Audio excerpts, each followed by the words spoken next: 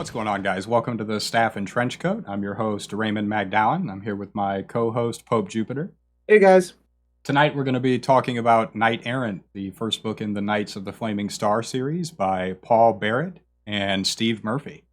And I think we'll start by just doing a quick spoiler free review. So I'll throw it over to PopeJupiter and he can give you his thoughts, and then I'll share mine.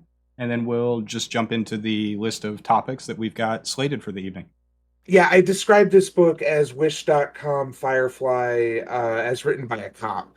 It's got uh, it's bizarre how much it reverses things from Firefly. We'll get into later, but yeah, overall, it's got some pretty witty dialogue, and some well described action scenes. So if that sounds interesting, if you like kind of weak Joss Whedon writing in a world that appears more imaginative than it is, then check out Knight Errant.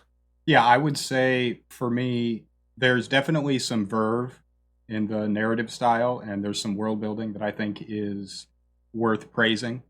The beginning of the book for me was a little bit cheesy, and as you progress into the narrative proper, maybe the middle 50% worth of the run of pages, I think it definitely gets better.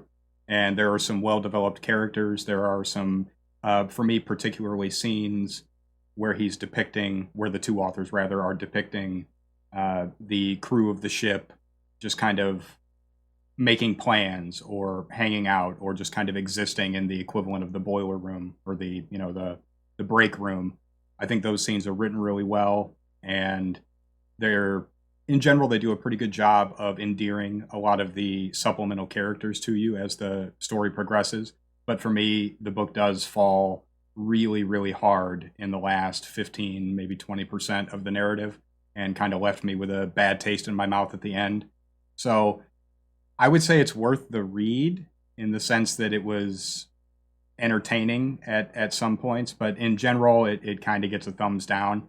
But it's certainly a book that's worth the time that we're going to spend tonight discussing it. Although, if you're wanting, an actual mixture of high fantasy and steampunk and futuristic technology, magic, all of that stuff, the book has those things in it. But as we're going to discuss, the authors, I think, fall a little bit short of delivering on what the world that they created sort of could offer in that avenue. So, turning to my list of topics here, the first thing I wanted to point out is I read the book on Kindle, and PopeJupiter listened to the audiobook. And so tell us a little bit about what distinctions there might be between just reading the text and the actual audiobook. Was it well produced, so on and so forth? It was an Audible production, so it was the sound quality was fine. The one technical note I would give is that the I don't know, I guess you call it equalizer, the sound balance was way off. There were scenes, especially in the more character-driven scenes, where the narrator, who had a fantastic voice, had nothing but praise for his performance, but he would get very soft and quiet, and you could, and like I'm listening to this in my car as I'm working, doing my job, and he's getting down like this, and I can barely hear him, so I turn it up. And then he goes to a combat scene, or just describing some sort of any kind of violence or action, and he's up like this, yelling at the top of his lungs. It's like, whoa, whoa, whoa. So would you say that it was, merely an audio levels issue, or was it also sort of like overperformed? Well, both. Um, I will get into this in a later segment, but I definitely think that the and I don't know if this was a note from the authors or the narrator's own spin on it, but he put a lot of relish and a lot of joy into the violence descriptions, Because into his voice. it was not the authors reading the text, right? It was a different narrator. Correct. If you give me 1 second, I can uh, figure out who that is. Yeah, you But can look that up for sure. overall, it was good, and it definitely. I mean, Audible is a perfectly good uh, service, um, but it was narrated by Theodore Zephyr. Other than the sound issues, he Theodore Zephyr did a fantastic job of narrating it. Um, this this story bordered on loads of characters. At least it kept introducing them, and he did a decent enough job of differentiating their voices in the scenes. Um, he only had a few voices for women, but fortunately, they rarely interacted, so it wasn't a problem. I always forget the name of it. There's that test they use for Bechtel films. test. That's right. That's right. Uh, Yeah. if you haven't seen it, the YouTube video where they do that with the Lord of the Rings movies is particularly funny. In terms of the printed text, there were some pretty rough, um, sort of mechanical errors, some typos, a few, the equivalent of "and John went to at for the store" type sentences that were a little bit jarring, particularly at the beginning of the text, which I thought was really strange. You would think that would have been the area of the text with the most polish, and then that waned out again in the middle, and then it sort of reappeared towards the end. I noticed, oh, okay, here's a few obvious typos, a few extra words. Nothing truly egregious, but certainly not as polished as some other texts that I have read in the Kindle format. And FYI, it is available for free on the, what is it called, Kindle Unlimited service. And so for free, I would say definitely the book is worth a read. I think it comes in at like 382 pages, something like that, if I remember correctly. I don't know how long the audiobook is, but you know, Audiobook is about 13 hours. I listened to it at 1.5 speed. It took me about like 8, 9 hours. yeah, so not too bad. One thing I did want to mention, kind of talking about small little technical things, there were a couple of times where the narrator used I don't know if there's a word for this in English, but it's a word that sounds similar but not identical, but has a vastly different meaning. Um, there were a couple of times where it was very noticeable, and I think it was that thesaurus effect. Where they were just trying to use a smart person word. Yeah, and it was Yeah. really jarring. I remember it happened 2 or 3 times. I just can't remember any of the exact examples right now. Yeah. So I think our first port of call for getting into just discussing the narrative proper is actually going to be to zoom out a little bit and just kind of discuss the author and try and place that in terms of how we would approach sort of like looking at the text. The authors are one of them, and I can't remember which one it is. Is Paul Barrett the one that is the cop? No, Steve Murphy is the cop. Okay, so Steve Murphy was, I believe, some kind of military guy, then was a cop, and then was a SWAT sniper or something like that. Um, Classic Chud cop type guy. And then you have Paul Barrett, who appears to be more of an art background type person with some work in film and stuff like that. And This I is the classic art major cop duo that we Yeah, love yeah, so much. everyone loves, everybody waits for the next collaboration between these two pillars of the narrative craft. Yeah, so the the reality is that Steve Murphy does not at all shy away from self-inserting in the book, and it very much comes off as a classic cop's fantasy of what he might imagine other people might think is the ultimate expression of the police officer's, ethos and pathos. And so you have this main character, Hawk, who effectively gets to straddle the lines between, being a vigilante Batman type character, but also with the authority of your traditional, cop, the you're under arrest type character. And so I'd be interested in hearing from you, Pope. How big of a problem do you think it was when they were writing this narrative that Steve Murphy was coming from a law enforcement background, and how much do you think that affected the narrative? Well, I definitely think it created a weirdness in the narrative for me because it created a world where the government is both benevolent and exceedingly powerful while still being a fairly libertarian seeming capitalist uh, society economy.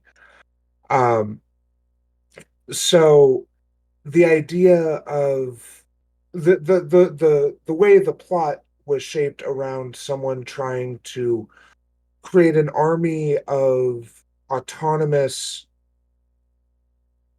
We're in full spoiler mode, right? Like we've Oh, moved past. absolutely. Yeah, and I Okay, think okay, for yeah, our listeners, the assumption would be that by the time you get to this part where we're going through all these topics, I'm assuming that you've read the book. I'm not viewing this as a entirely as a product that would inform you as to whether or not you wanted to read the book. This is more, you're either in the process of reading it or you've already read it, and you're interested in hearing some discussion of the text.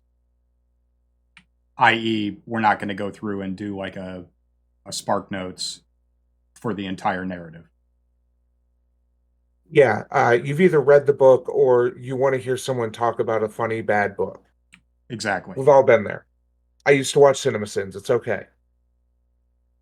I still watch it. Oh, why would you admit that on a recording? It is what it is. Um, so yeah, the entire plot revolves around a group of businessmen trying to create a mass produce autonomous ships, ships capable of acting autonomously. AI ships. I Well, I mean, guess not even really AI, but the melding of true sentience in the form of quasi well, so there's AI. Moran's goal, and then there's the goal the board had. Right. Moran's goal was to ascend to somehow get that uh, state for himself. The board wanted to create the autonomous ships because they believed that they would outmatch the council's military. Right. The governing body was called I think it was just called the Council of Planets. Yeah, that sounds right.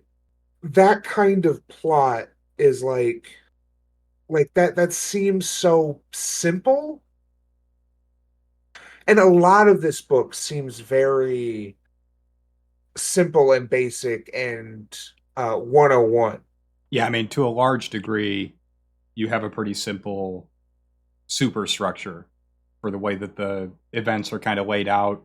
The foreshadowing is pretty ham fisted, and you sort of already know what's going to happen at the end of the book, I would say by 15-20% into the narrative.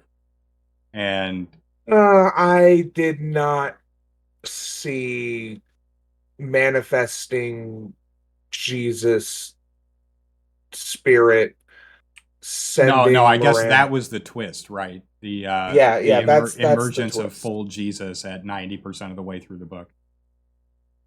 Yeah. Um oof, oof. We want to move on to depictions of women. No, well, we'll get there.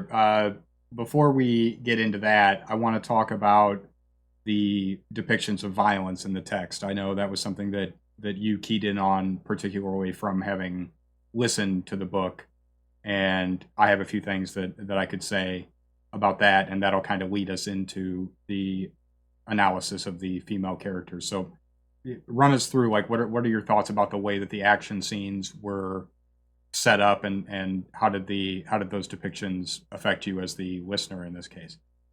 I mean, the action, like I said, was well described. Um, Sometimes in much more detail than I think is necessary.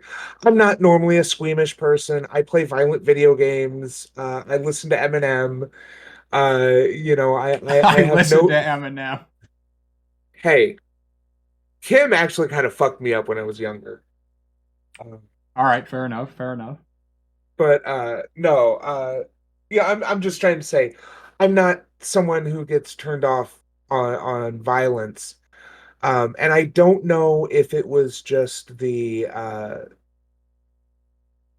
narrator or if it was the text, but several of the scenes, like he almost sounded orgiastic describing them.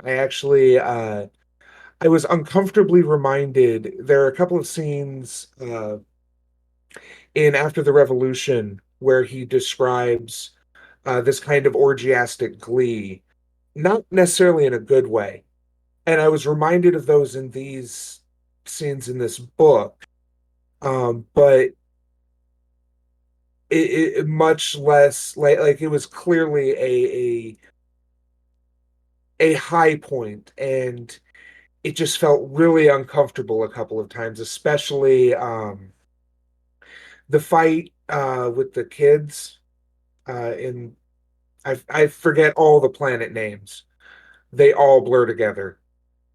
Well, Um, they often took the tact of doing the, RX 412.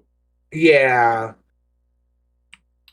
But yeah, the scene where they're dealing with that terrorist quote unquote organization, the whatever it was, the something destruction force. Um, at that time,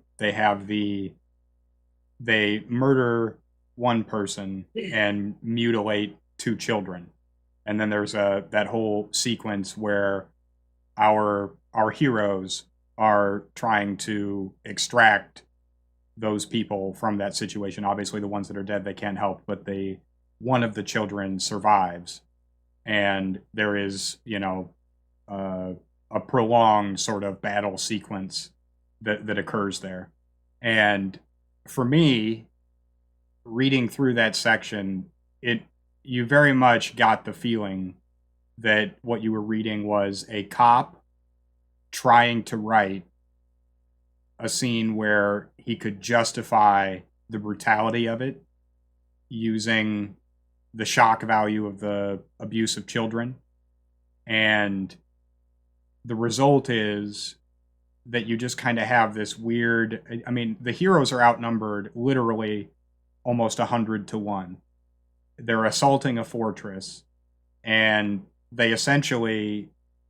I mean, isn't it just a standard Deus Ex Machina that they just throw in a gadget that just kind of shits on 80% of the enemies. It's like a needler, a little robot that shoots out a ton of really small projectiles that are individually AI controlled that find the carotid arteries of all their targets and kill them all. Isn't that essentially what happens? yeah. I mean, in a better setup story, you can definitely get away with that kind of gadgeteering stuff. And they definitely tried to set Gerard up as that kind of gadgeteer guy, but they never did anything with it other than having him uh create that needler, or having created that needler and duplicating that stun ball from the office there near the end. Yeah, I would agree that he does a lot of work, or rather, the two authors, do a lot of work setting up the character Gerard to underutilize it. But um, I would tend to agree that the violence is often gratuitous in ways that I don't think actually enhances the narrative, and a lot of it does come off as again like a cop fantasy of being able to just punish the bad guys. I would also point out they're really, in terms of the cast of main characters, there's not almost any moment that I can recall where I felt like one of the male characters was in any real danger of dying. Even when they are severely injured, the authors are very quick to set up some kind of a fail safe. They describe the ways that they could survive, or they do a ham. There's this one, I can't remember the name of the character. It's a an agent that gets thrown in with them that's literally just the chum, and he gets all fucked up, but you know almost immediately that this character is going to survive.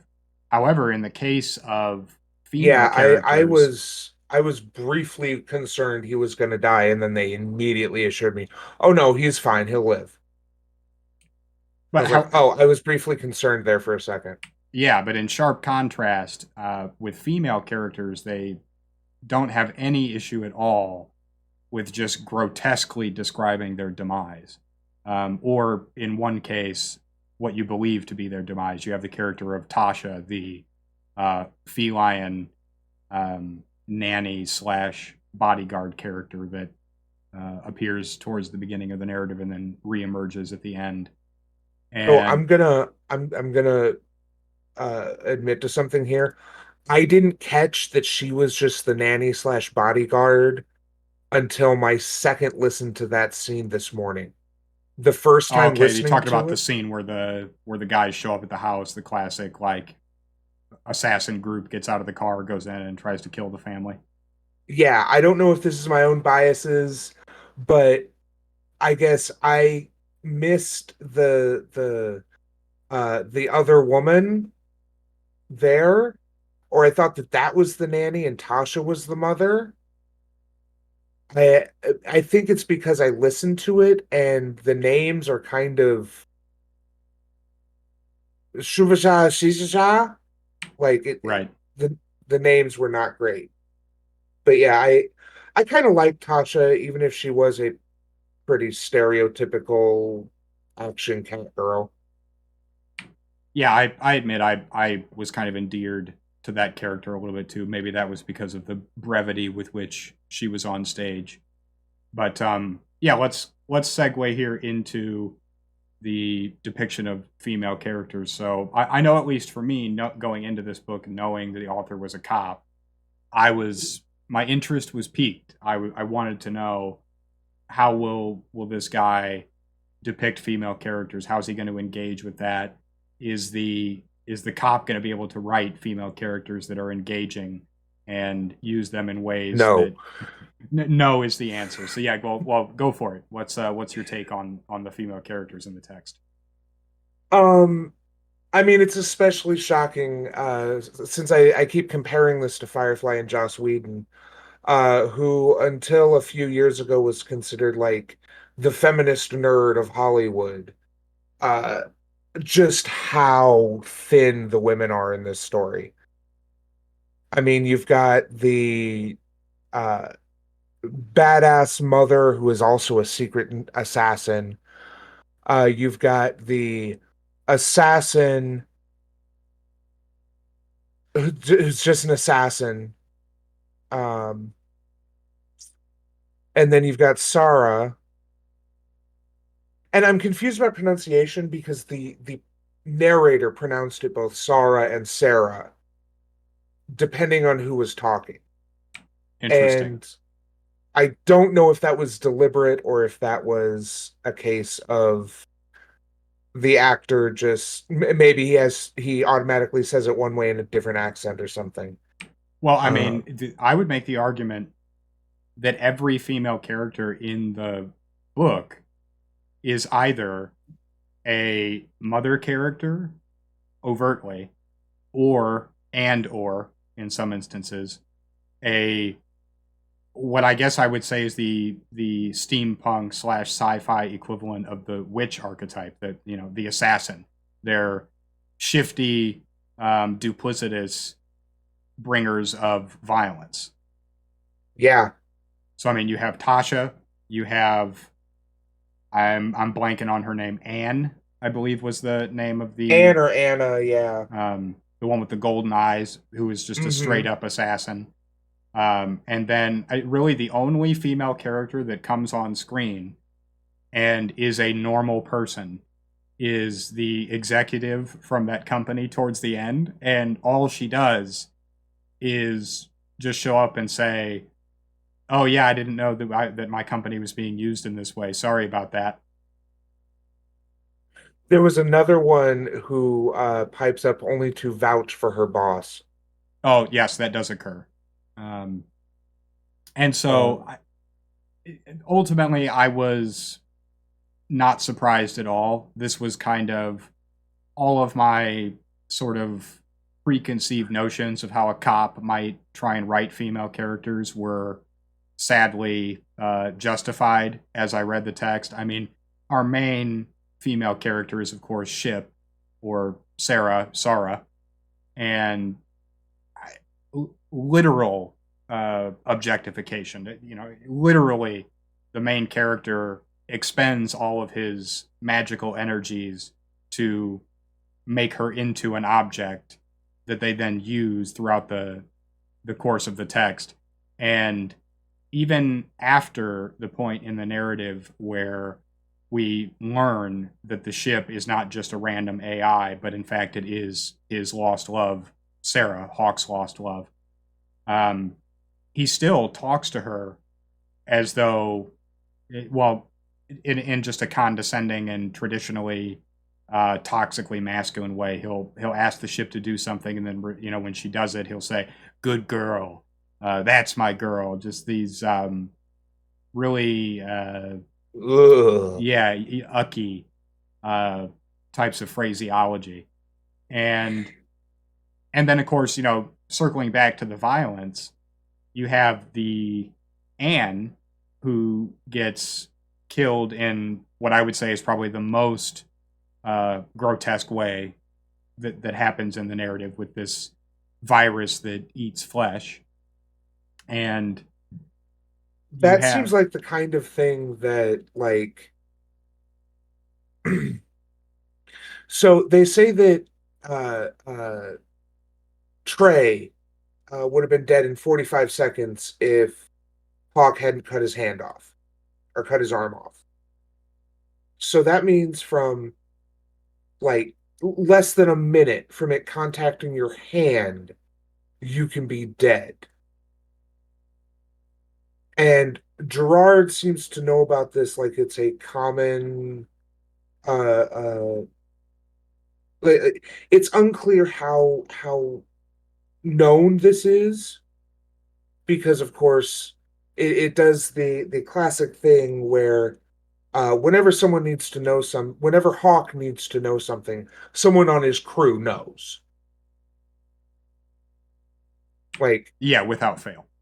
yeah. So Gerard is able to identify this, but he doesn't say how common it is, which I'm sorry, I feel like something like that would be something that so you're saying that if I drop this, like a vial of this in the middle of a city square, that within 10 minutes everyone in that city will be dead? I mean, that Like, that certainly seemed to be the implication. so this is something that uh this is an issue kind of I've struggled with world building, is that especially in science fiction, I've noticed a lot of authors don't really seem to think about the impact of their creations. Like, that's worse than a nuclear bomb. That's the person who created that would rule the universe because literally all they have to do is say, I'll drop this anywhere and the entire planet will be dead before you can quarantine it. Well, my reading of Anne as a character is that it's a toss up between her and Sarah for which female character is the most objectified, in the sense that he he spends the majority of the narrative with Anne sort of in the background, sort of getting offstage points in terms of character development and intrigue. But ultimately, he just uses her as a death piece that allows him to bolster the reader's perceived, hatred for the depth of depravity that Moran has. But he also uses Anne's death. Yeah, he has to strengthen his cannon ship, but tish. Yeah, yeah. And but also her death is literally just a vehicle to damage Trey's arm so that he can ham-fistedly set up for later on, presumably in the second book or third book, whatever, uh, for Trey to get the similar um, machine arm that Gerard has that enhances his techno wizard abilities. And I forgot that Trey actually asked about it and assumed that he had lost his arm. He couldn't imagine anyone wanting to just replace their arm, which I'm having trouble distinguishing between characters who are supposed to be, um, you know, oh, this decision that he doesn't want this is strange, and people who think that 12-year-olds wouldn't want to replace their arms with cyber limbs. Like, I don't know about you, but when I was 12 years old and I was like, wait, I can replace my limbs with mechanical ones. How do I do that? Yeah, the way that they executed that was very strange, and I guess ultimately to wrap up the female character section, it was what you would expect if I told you a cop wrote the book. The female characters were generally without much depth unless that perceived depth was connected to their relationship with Hawk, and they were mostly used as centerpieces for violence that really only served to do work to benefit the male characters or the reader's perception of those male characters. And so F minus as far as that goes. But in the Yeah, interest in before we the leave violence behind real quick, I did want to briefly touch on Trey and his whole thing. Yeah, hit me up. Um, so Trey, I believe his whole world was like in civil war or something. I don't remember what was going on, but oh no, there were manipulators. Uh, the audiobook gave Gerard a Scottish accent. Oh, for So fuck's sake, really? um I have hard been picturing him as a dwarf. I I mean, why not? honestly Why the fuck not? um so I literally don't know what his description is in the book. Because I've managed to like not hear it both times I've listened to that scene. So I just picture him as a dwarf. He's basically Gimli. Okay, yeah, Um, Wizard Gimli. yeah, Gimli with a golden arm. So Trey, his home was like war torn because there were manipulators, which are the point of view magic users preferred term for magic users. There's also spellburner, which is literally a term only Trey uses. What the hell is the term Anne uses? Preternatural scientist. Yes, yes, Yes, that was the term. preternatural scientist. Um, yeah, it's magic but maths. So these manipulators can control people with their magic, and they control people and make them do bad things. And they apparently hit his parents with plasma weapons, which apparently in that world, plasma does what I mean, this is kind of one of those things where one of the two was being I am very smart because that's what plasma would do, is it would burn you superficially. I mean, it may burn you very, very deeply superficially, but it wouldn't like blast a hole in you. his parents seem to linger for days or weeks. The timeline isn't clear. And then, like, he goes from that to he spends time on the street where he has to kill other kids to survive. And, like, this kid is 12 years old. How long ago did this happen? He's been on the ship for 8 months, I think they say at the beginning of the story. Like, Yeah, it is and really weird. It almost feels like the cop had his kid or something like in the room while he was writing, and the kid kept saying like, "I want to be in the story, Dad," and so then he just like shoved him in. It was really weird that they just had a 12-year-old kid and essentially continued to expose him to all of this horror show. And then towards it the took end of the book, there is that little section where finally uh, one of the characters, I'm forgetting her name, uh, the the ship's doctor, Laura. Laura. Um, she has a moment of conscience where she's like, should we maybe not take the kid on the suicide death missions anymore? Is that maybe bad for the kid? And they decide like, Oh my God, the let the number. kid decide. The one time they knew what a 12-year-old would say, because, like, go to a dumb bar or go on adventures where people shoot things. No 12-year-old is going to go to the dumb bar. Well, and he gets Like, to be a super wizard as soon as he memorizes basic multiplication tables. yeah, it felt so weird that they had to throw this because they'd already heavily implied that he killed his parents, which I don't know. I feel like you would have to come from a very specific background for killing your parents to be a less bad thing than killing other kids to survive. Because that's kind of how it felt to me. Like, Now, he knew it. I thought that his problem was that he did not kill his parents, that they were begging him to be mercy killed, but he didn't have the courage to do it. And so he just like curled up in a ball while they suffered to these plasma burns until they eventually expired.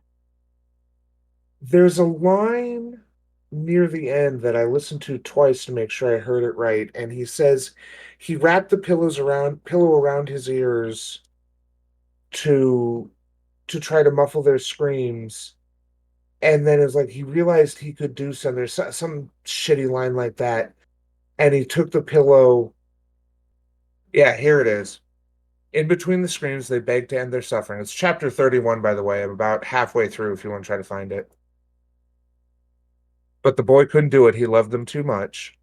He held a pillow against his ears, hoping to drown out their pleas. It didn't work. Finally, because he loved them so much, he took the pillow from his ears, and soon their pain was over. Now, the chapter there is a little. No, I think you're right. That does seem like the implication is that he just went ahead and took him out. Old Yellerdom. Yeah. And then, like, that breaks the dam, and he suddenly remembers that he also, like, stabbed some kids who would have stabbed him, or probably worse given the author's predilections. And, Yeah, like, and so it makes total sense that somebody with, a child with that kind of trauma, that the way that you would make sure that they develop into not a crazy person in the end would be take them on board a ship of quasi police officer vigilantes and take them on suicide missions of galactic import. oh yeah, they're raising Darth Vader for Oh, sure. absolutely. Oh, and while you're at it, train him in highly dangerous techno magic, and and then don't they allude to that he's the chosen one? He's he's Harry Potter. He's going to be the greatest wizard. They don't necessarily allude to any prophecy, but they definitely make it seem like he's exceedingly rare. No, because Which there's a whole passage where Gerard says, for the average person, their connection to the Aether is, the width of your wrist or something like that. Whereas Trey is a conduit. Yeah, which that's definitely one of those things that sounded cool, and they were like, "What does that mean?" Shrug, we'll figure it out in the sequel. Yeah, yeah. Wait till the next episode. Yeah, like, which, to be clear, I'm totally cool with them doing that if up to that point they've given me reason to trust them. I'm Which, to I be pretty clear, much anytime there's like a chosen one type scenario, I kind of tune out. I think it's like the lamest possible I will narrative say I device. don't think it could possibly be a chosen one narrative because it's not Hawk. Well, there's as good Hawk of a is the segue. chosen one of, I mean, Yeah, well, let's talk about Hawk. So, how on a scale of 1 to 10, how bad, with 10 being the worst in this case, how bad of a police officer fantasy self insert is Hawk? oh Jesus, a 12, 15. I agree. It absolutely breaks the scale. I mean, this guy, he's, Let's see. He's a cop, he's a spy, he's a mercenary, he's filthy rich, yep, owns his own ship. owns his own ship, which is also hyper unique and in love with him. Yeah, and also he has a crew member who more than once, really weirdly, they make it a point of letting you know that that Laura, yeah, she pretty much just looks like Sarah and has the same type of feelings for him as Sarah did. I mean, she's basically Sarah too.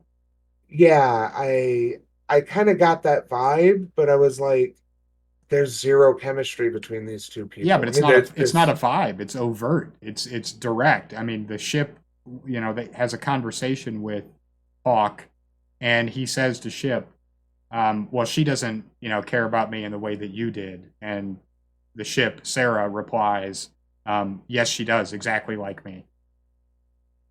oh, I missed that part. Yeah, yeah, no, That's it's just straight. It's right out oh there in well, the open. that way he can have an on-ship booty call in addition to the love and support of the literal ship surrounding him. Oh yeah, and of course, it's made clear that his life since the incident with Sarah dying and him, you know, anthropomorphizing her, I guess, or transferring her consciousness to the ship, whatever. Um, he's a 40 something guy that he's fucking still got it. He's slamming out one night stands, picking up chicks wherever he goes. He's handsome, as you said. He's a mercenary. He's a special ops guy. He's a police officer. He's a ship captain. He used to be the most powerful wizard that Gerard has ever seen. He literally, in eighth or ninth grade, I can remember the day in our English class when they talked about character creation and character writing. And this Hawk is what they were trying to save us from. If Right. any English teacher that's worth their salt is going to tell you it's okay to self-insert, and indeed you should self-insert occasionally in your narratives if there's a reason for it, but you have to be careful to not have it become this overblown self-aggrandizing fantasy version of yourself that the reader knows that that's exactly what you're doing. And in this case, I've never seen it done worse in any book I've ever read in 20 years of reading. Well, I've been able to read for more than 20, but I mean you get the gist. Um, and it I have seen the we call them Mary Sues in fan fiction. Okay, It I is admit I am not as versed in fan fiction. I'm mostly a fantasy guy, which obviously there's yeah, fan fiction of fantasy, but I mean normally I've never ventured into fan fiction as a genre. yeah. It's something I definitely dabbled with more when I was younger. Now I mostly look at the smut, but the it's very common in, I mean, it's very common in new writers. That's why we have those classes we just talked about, that they want to write their character as the perfect uh um every character. There's actually an infamous Harry Potter fan fiction um that exemplifies this perfectly, but it's the perfect character. uh we call them Mary Sue's, and they're just a sign of a bad fic. And like, the more I was reading this book, I was like, Jesus Christ, he just wrote a fucking, he published a novel with a Mary Sue. Yeah, Mary Sue, the novel. Yeah, Yeah, the reality I think is that most readers do not, they want to see a character and interact with a character that they could conceivably imagine themselves as or learn something from or engage with in some meaningful way. And it makes it harder to do that if it's immediately obvious that the character is the author being fantasized, being made into what the author imagines that they would be if they were in a fantasy sci-fi narrative. And right.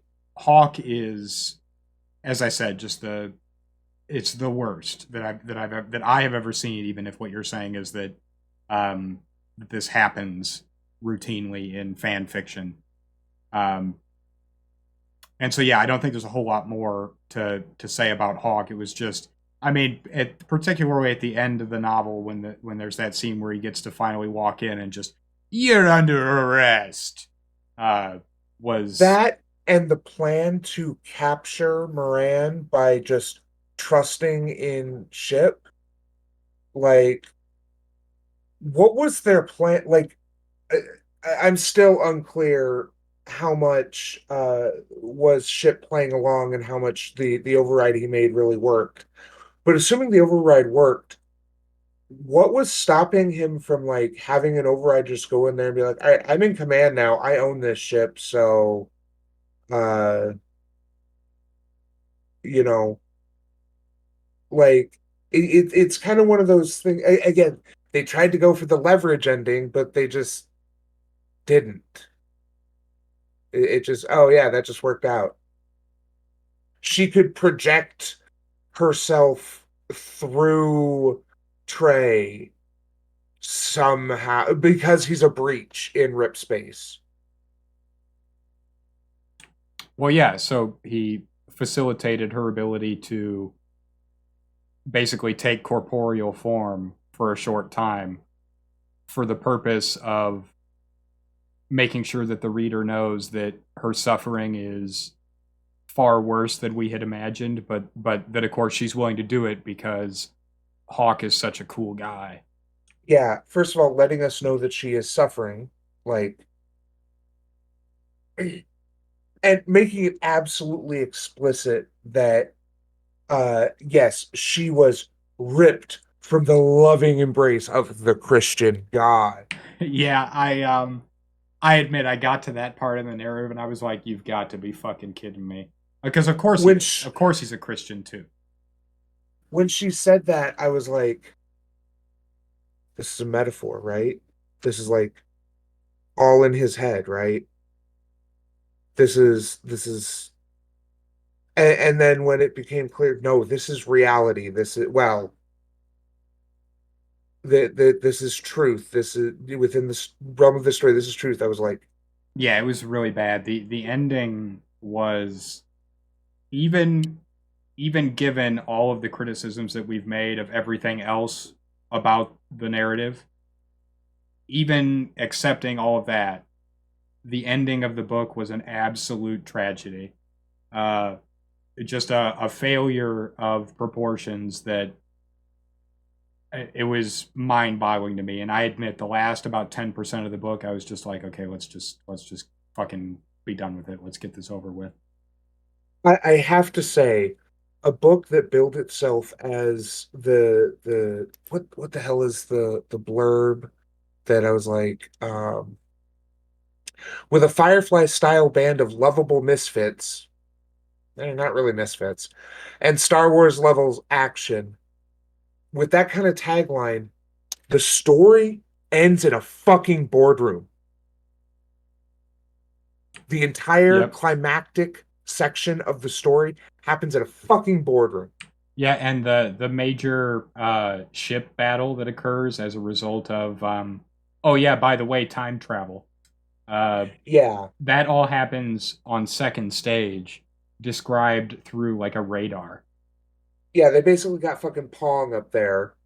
I mean, you almost Dish. imagine that they hit like a word count limit and had to condense the end, and this was the way that they did it without having to expend a bunch of pages describing the actual ship battle.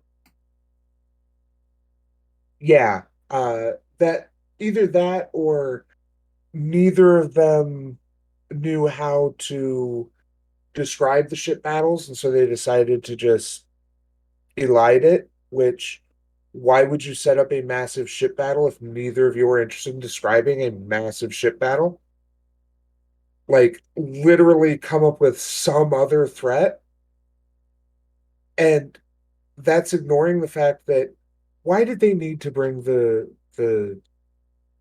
council in on it? Uh oh right, because it's written by a cop. So you got to do things by the book Well, yeah, and when there's necessary. even a moment where the boardroom door opens and and Hawk starts giving orders, and he's like, yeah, and then like a Marine guy comes up and he's like, oh, you're Force, what is it, Force 13, Force 14? Yeah. It's like, oh, you're so cool. Of course, sir. Salute. Absolute, absolute horror. Uh, anyway, in the interest of time, let's talk a little bit about the rip space, the magic system, and the cosmology, and the way that tying it into the revelation that the rip space is seemingly the literal author's interpretation of the Christian hell. So Gerard is an alien. He's not human, I guess, to be more precise. And there seems to be some sort of, just as a minor tangent, there seems to be some sort of like hierarchy of like humans seem to differentiate. This is all because during the scene with Laura, the one guard comments when he grabs her tit, "Not bad for an Earth girl or an Earthling." And it's like, isn't this guy human? Like, what's the and I guess I don't know if maybe that was more clear in the book or in the but Oh no, uh every single time there is a like battle scene or mission or whatever, there's the tantalizing possibility that Laura is going to get raped. yeah. But so Gerard's people discovered Rip Space, if I remember the I line believe earlier in the so. book. So, but apparently there are places where the ether that powers the magic can just what's the word I'm looking for here? Build or just come through on a planet. Because the one planet they go to, it's like wizards are possible on this planet, so it's a medieval planet, and it may never advance beyond that point because technology and the magic don't mix, except in certain specific ways where they mix really, really well. Yeah, and again, as is true for a lot of the mechanisms at play in the story, I think the concept of a mostly technology based world building exercise where there is magic and the concept of this rip space and the aether and the possibility that some planets are highly magically attuned and that those planets are sort of set aside, similar to like in Star Trek with the prime directive, um, and that on those planets it's possible for medieval style fantasy worlds to emerge. That then you could take your otherwise sci-fi based characters into and have more traditional fantasy style adventures as a pure mechanism. I thought that was kind of interesting. The execution of that in the text was not to my taste. Yeah, I agree. Um, it definitely set up some interesting places the world could go, but as executed, it was just kind of. I mean, correct me if I'm wrong, they didn't really do much with it. Like they had the medieval castle, and you had the wizard shit talk Gerard, but then they all had like machine guns, and Well, like yeah, the whole and point. remember the wizard's like, "Oh, don't hurt me. I'll tell you anything. I'll tell you anything." And then they're like, "All right, fine, tell us." And he's like, "No, suicide." Yeah, that was that was so bad. Yeah, but let's move on at the risk of just kind of ripping on it. Although I guess it did cheapen it even further to realize at the end of the book that the rip space thing is just, I mean, for lack of a better term, essentially in this universe, instead of faster than light travel, you just jump into hell and travel through hell and then reemerge into well, no, normal. that makes sense. Everyone knows the Nether is one-eighth size, one-eighth the size of the overworld. Gotcha. Yeah, I mean that makes sense. Uh, No, but it does bring up the question of what is the energy that the preternatural tech scientists are channeling? What are they manipulating? Is it the souls of the dead? I mean, it seems like that's the implication. Like And it's either the souls of the dead or the demons. And I feel like if it's the demons, then it's kind of the manipulator's fault that the demons are angry. I don't necessarily know if I could give you a better way to utilize that system, but anything except it's hell, there's Yeah, God, and so on and so forth, and your yeah, soul can get ripped out. Like it was, I don't even know what the word I would use to describe that is, but it was very disappointing. just have her go to actual literal hell that is not rip space. Because by making it rip space, you're like, oh, so they literally just travel through hell every time they like go to the next system over. Like that's just what they're doing. This is a story that was built on rule of cool, but not quite cool enough. Well, Like I you, think that if you are a chud cop and also a Christian, okay, yes. then I can totally understand how he'd be sitting there and going like, "Oh yeah, this is fucking sweet." Yeah. Finally, a bureaucracy that works for the cops. They can just shortcut it and just get people on site. That's what I like to see. Well, Shit. did you notice that they accidentally pulled the mask back a couple times? At the end, the planetary forces, the police force, comes in to that building, and they have aether detectors or whatever, but they just start blasting and killing civilians and shit. I must have And missed that yeah, part, but and it I doesn't I surprise me. remember reading that part, being like, okay, there's the cops that I know. That part was written by the art major. Yeah, he snuck it through, right? All right, then, as sort of a closing segment, then, what would you have done to fix it? What could have happened? You know, maybe just a couple points of things that could have been done differently to elevate the story from where it is to it being a book that we would say, like, yeah, definitely this is worth a read. There's a part of me that just wants to say it's structurally bad, which I know is a bad thing to say. Well, it's You, true, but for the purposes of this exercise, that's not a legal move. right, right. You have to say something nice, or you have to offer constructive criticism. That's the exercise. Yes, teacher. So yeah, I would so if I stuck with the idea of a super cop, super spy, I would at least make If I wanted to stick with ship being unique, then I would probably do something with I would change what is unique about her. Maybe I would keep the AI angle. Um, but again, we're kind of talking about major changes by changing that. Keeping her an AI, even keeping her like the spirit of his uh uh dead dead love, that's fine. Um, but like make that give her something special besides just that autonomy. Because like we can functionally do that in 20 goddamn 23.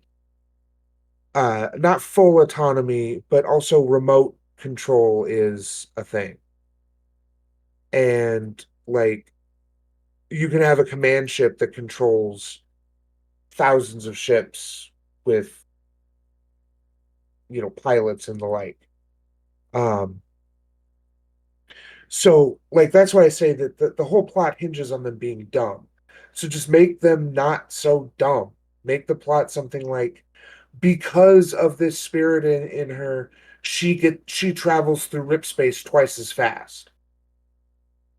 You know, she can pop in and out of rip space without danger, except to the normal dangers to the crew.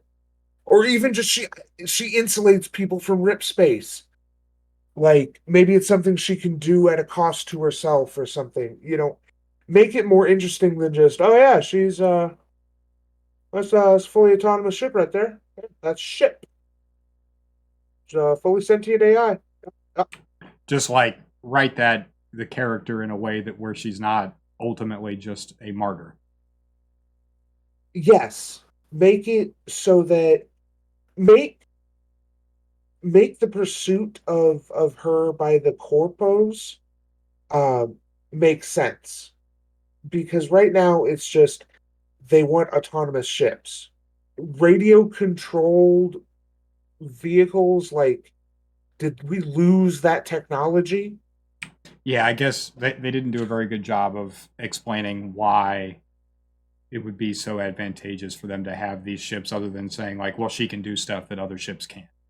Yeah, they make it pretty clear, I thought that they believed that it would give them a fleet of ships capable of all basically you were correct. It was not super clear, but my interpretation of it was that they would imbue each of them with like skilled pilots and navigators to so that each ship would be a crack pilot,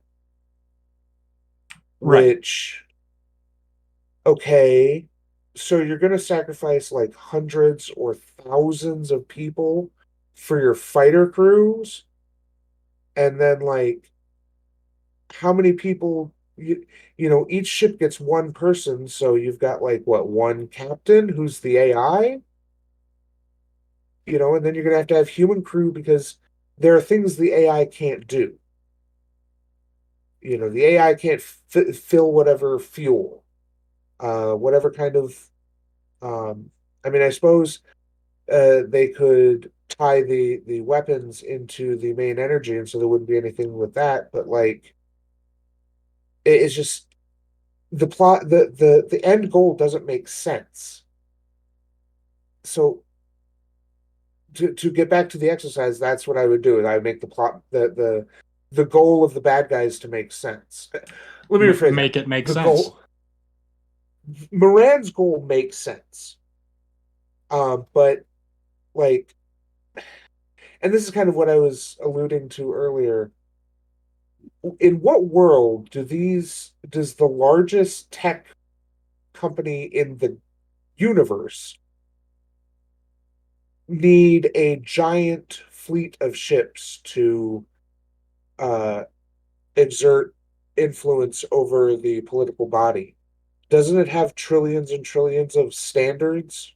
Yeah, I I mean, mean, it seemed like they were trying to set it up so that with the fleet of AI ships, not only could they overpower the council, but they could also uh, enact like a tyrannical fear-based dynasty where the planets would also fall in line as opposed to banding together and fielding armies and whatever. They could rule by fear. Yeah. And like, so of course the implication is that uh absent some megalomaniacal madman bent on becoming a machine, these executives would never try uh, to take control of the Galactic Council. They're perfectly happy where they are, and they're happy with the council as it is. Well, and of course, they kind of set up Moran as now he's just going to be in an insane asylum. So they're setting him up to be like a return villain later, like Joker style. So I mean Yeah, that thread especially might not with the even be line. done. Yeah, especially there's a line I remember is like it'd be kinder to kill him. It's like, yeah, he doesn't deserve that. Now, for me, I think that the first thing I would change is to not include the Christian elements that were included at the end. I think that was they should have just deleted that part altogether, and I think that would immediately have elevated the book to some degree. But a more broad answer for me would be Just have her take him on a psychedelic trip through like a mindscape and then just break his brain with yeah, computer power. yeah. Even if I that dig it. wasn't super enthralling, it would have been better than like the letdown of Jesus. Yeah. But then more broadly, it felt to me a lot of times like they constructed their combat and battle scenes before they figured out how their characters were going to navigate through them. And so it resulted in, as we said before, some Deus Ex Machina type situations that were a little bit cheesy. And so maybe if they went back through and had reduced the scope and level of the violence and the battle that was taking place and kind of focused on the micro instead of the macro in that sense, those individual scenes could have been better. And then another thing that would have made me a happier reader would have been to introduce some actual risk for the male characters, like particular we haven't mentioned him at all, but Ashron, the reptilian character, Lorothian, I believe. yeah, something like that. Essentially, he's impervious. He all the time something happens where they think it would kill a normal person, but then Ashron's just like, yeah, I'm fine, it's all good. Um, He literally gets the flesh-eating virus on his chest and is just fine. yeah, he's just like, yeah, it didn't get through my scales, I'm good to go. Um, He actually asks, and nobody knows, but Gerard hazards a guess, which basically means he's saying, yeah, your top scales are dead and aren't porous, so it wasn't able to get through to the living flesh, which I mean, I'm not a biologist, but aren't humans covered in a layer of dead flesh, dead skin? I'm not 100% sure about that. Um, But but yeah, I mean, making the risk feel more real for the crew, and I'm not saying kill off all the main characters, but maybe one of them, or just create scenes where the risk feels more real to any character that's not a woman, and that would have, I think, like made the story stronger. they do shoot Hawk in the chest. Like have that be a wound instead of just how his armor took it. No, fuck that. It was literally a shot from their former uh comrade. Like, nah, he's got armor piercing ammo. Sure, fuck that. Make him take a wound. Make that how he gets away instead of a flashbang and jumping out the fucking window. I Like agree. everyone has to deal with Hawk's wound and he's able to slip away. I mean, they did briefly make me worry about Trey, but again, they allayed that fear very quickly.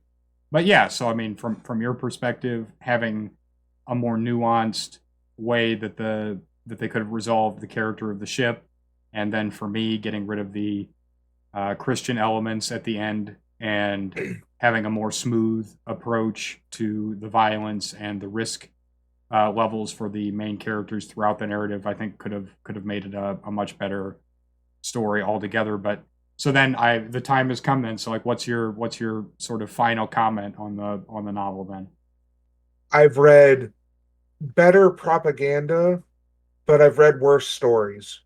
I can't think of any better way to say it myself, and so that's going to wrap us up for the first episode here. When we return next time, we will be discussing After the Revolution by what's the guy's name?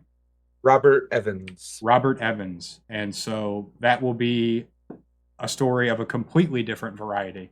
And so we look forward to seeing you guys then. I am Raymond Magdallon here with my co-host PopeJupiter, and we will see you in the next episode.